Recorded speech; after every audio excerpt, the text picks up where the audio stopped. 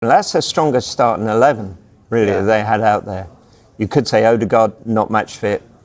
Yeah, Rice carrying that injury. But apart from that, so are they still missing some? Everyone will point to the number 9. Is that what they are still missing here, Arsenal, to take them to the next level? Well, I think the games that they've had recently, obviously the red cards have cost them dearly. And if they hadn't have had those players sent off, would this table look completely different? Quite possibly. I think it would. I think they definitely have probably another 5 points on the board, which keeps them in contention with Liverpool, keeps them very close.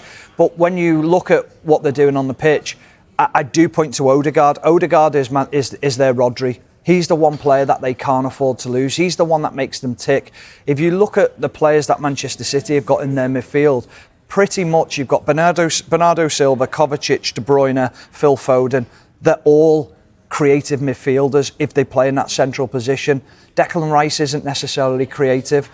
Jorginho isn't creative. Thomas Partey isn't creative. So there's a lot of emphasis on Martin Odegaard as that central player to be creative. Now we know Saka and Martinelli can do their jobs in wide areas, but City have them players as well. But City have other players within that central area who you've got to keep your eye on and who can create things.